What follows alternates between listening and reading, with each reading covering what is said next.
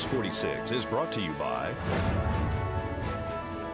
Inspiration Senior Living, where we provide affordable elegance to Pahrump area seniors. Give us a call at 751-2300 and make an appointment to tour our community. News is also brought to you by Bees Embroidery and Garment Printing, specializing in custom and personalized decoration of gifts, garments, and more. Call 775-727-9444. News is also brought to you by J.K. Nelson Law. Call 727-9900 today for your free consultation. If you need a lawyer, you need Nelson.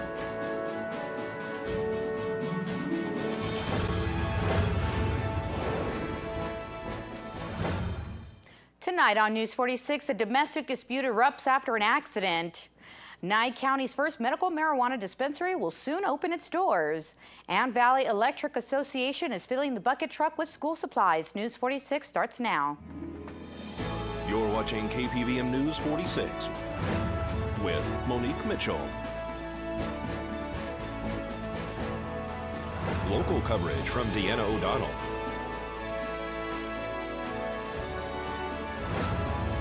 News 46, local coverage you can count on. Good facilities resulting from an accident yesterday afternoon on Homestead Road. A two-vehicle accident occurred yesterday afternoon on Homestead Road near Thousand Air. The accident appeared to be a rear-end collision. Pahrump Valley Fire and Rescue, Nye County Sheriff's deputies all arrived on scene. Deputies directed traffic around the collision while medics tended to the patients. Shortly after this accident occurred, police were dispatched to the area of Coyote Corner near Kellogg and Quarter Horse. Upon arrival, they met with a reporting person identified as James Haight.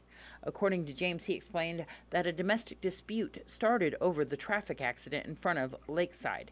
He arrived home and told his wife that he was involved in a traffic accident. He said that his wife, by the name of Tanea Elena Haight, became very irate with him and first started a verbal argument and then ran to attack him. James said that after she charged him, she also bit his finger and made him bleed. Tanea Elena Haight was taken into custody and transported to the Nye County Sheriff's Office Detention Center.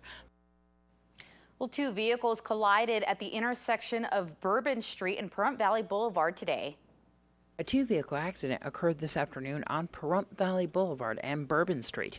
Pahrump Valley Fire and Rescue and Nye County Sheriff's deputies arrived on scene to check out occupants of one of the vehicles, which sustained major damage. How the accident occurred is still under investigation by the Nye County Sheriff's deputies. However, no one was transported as a result of this accident.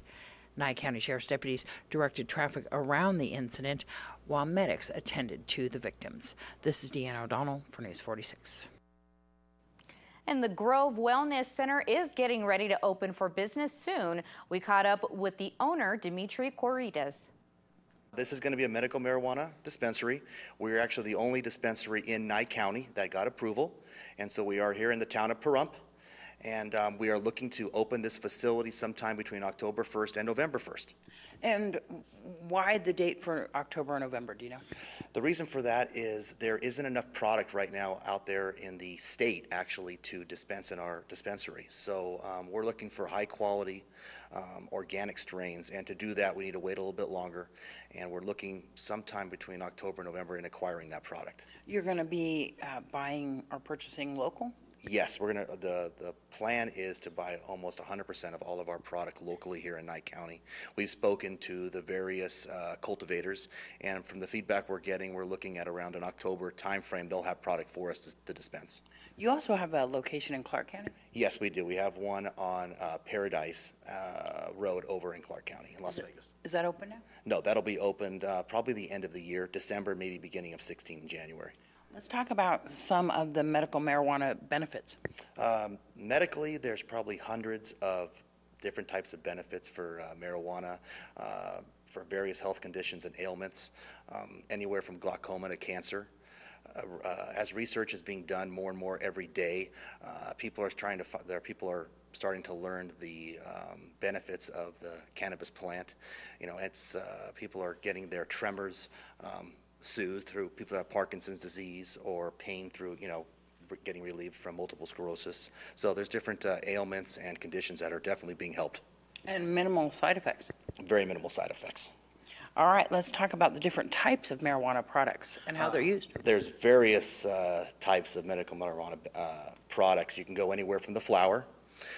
Then you have vaporizers, you have oils, you have tinctures, which is something you put drops underneath your tongue. You have topicals, which are creams you can put on your skin. And it just depends on the type of condition or ailment you're trying to ease. You will be hiring soon, right? Yes, very, very soon. I would say in the next month or so, we're definitely going to be putting a call for applications and doing our interviews. What type of backgrounds are you looking for? Right now, we know we're not going to find individuals that have a background in medical marijuana. That's very tough unless you're coming from out of state, somewhere from Colorado, from Arizona, maybe even California. So we are just looking for staff that's willing to learn and educate that they can turn around and tell our customers. And of course, you have to have a clean record, right? Yes, we do. Absolutely clean record. Every individual that applies will have to go through a FBI background check. And then a random drug test? Yes, we will. Yep. All right. And so for more information on The Grove, how can people find out? You can do info@thegrovenv.com. Well, a U.S. official says air safety investigators have a high degree of confidence that a photo of aircraft debris found in the Indian Ocean is a wing component unique to the Boeing 777, the same model as the Malaysia airline plane that disappeared last year. The official says investigators have identified the component as a flaperon from the tailing edge of a 777 wing. The investigation is ongoing. And after the break, find out what doctors are doing to prevent C. difficile or C. diff from coming back. This portion of the news is brought to you by Inspiration Senior Living, where we provide affordable elegance to Pahrump area seniors. Give us a call at 751-2300 and make an appointment to tour our community. Welcome back to News 46. Well, C. difficile or C. diff is a common and sometimes deadly healthcare associated infection. Almost 500,000 cases are diagnosed each year in the U.S., usually affecting hospitalized patients and others taking antibiotics. The symptoms include severe diarrhea and colitis. Even after treatment, C. diff frequently returns. A study examined a potential way to prevent the infection from coming back. This health tip is brought to you by Desert View Hospital and Mountain Valley Physicians Group. Don't put your health on hold. We have time for you. Call us to schedule your appointment. 775-751-7100. Cheryl O'Riordan loves to bike, travel, and volunteer. But a bout with this bacteria, C. difficile, changed her life. I felt like the lining of my colon was being ripped out. I needed to be near a washroom at all times. Dr. Stuart Johnson from Loyola University Health System treated Cheryl for her C. diff infection. C. diff is an opportunistic bacteria, and it can travel down the gut, start to replicate, produce the toxins, and cause the manifestations that we refer to as C. diff. About 25 to 30% of patients see a return of the infection. However, some patients carry strains of C. diff that do not make the toxins that are responsible for symptoms of infection, in this case, severe diarrhea.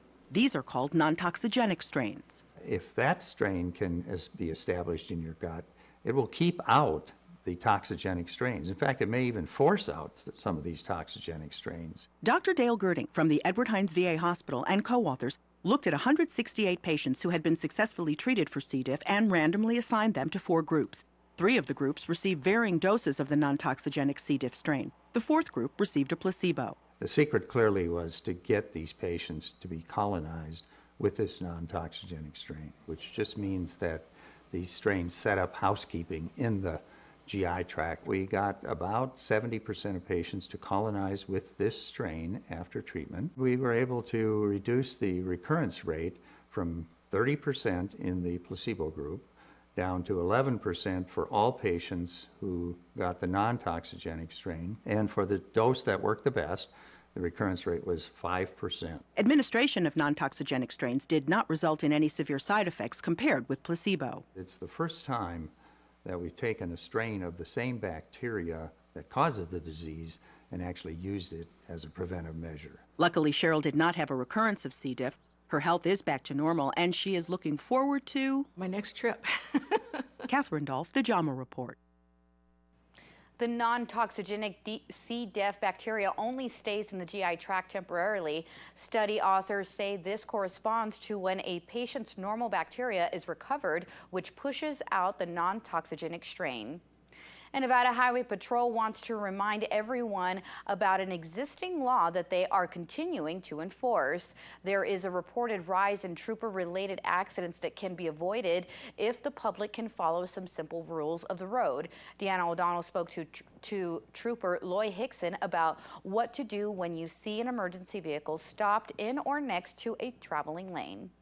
You know, we were going out there and we were seeing some of the things that our officers do face, our troopers face, when they're out there patrolling our roads. You know, we have this law in the books under 484B.607 of when you're approaching an emergency vehicle or a tow truck or the service vehicle, emergency vehicle using their red and blues, a service vehicle, their amber lights, if they're on the side of the road in service with those, that a driver upon approaching them is supposed to at least slow down, and if they have that opportunity to move over a lane, to do so.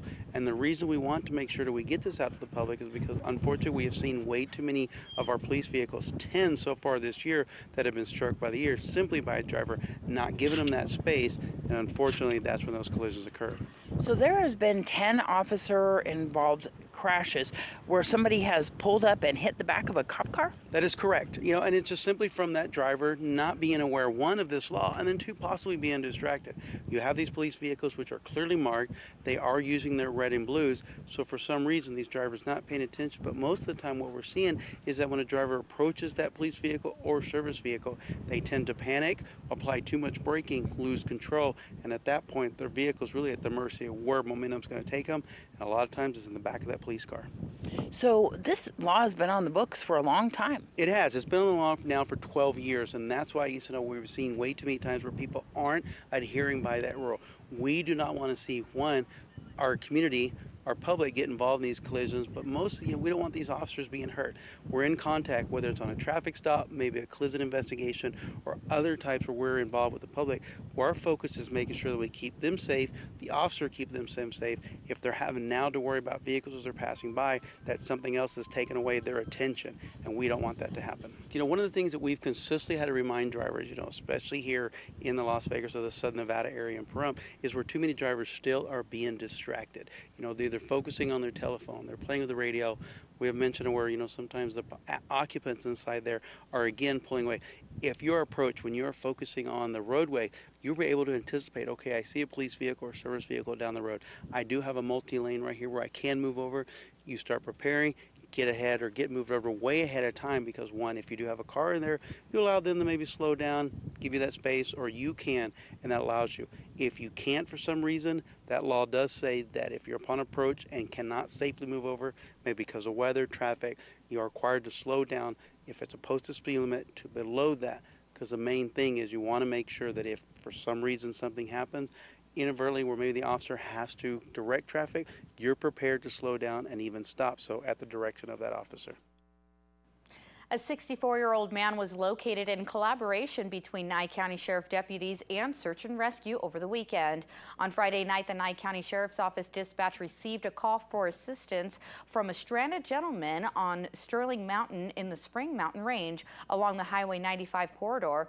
The Las Vegas resident informed dispatch that his vehicle had become disabled due to multiple flat tires and mechanical failure. The man, who was a former law enforcement officer, gave his GPS coordinates and other information. After 5 hours, he returned home safely to his family.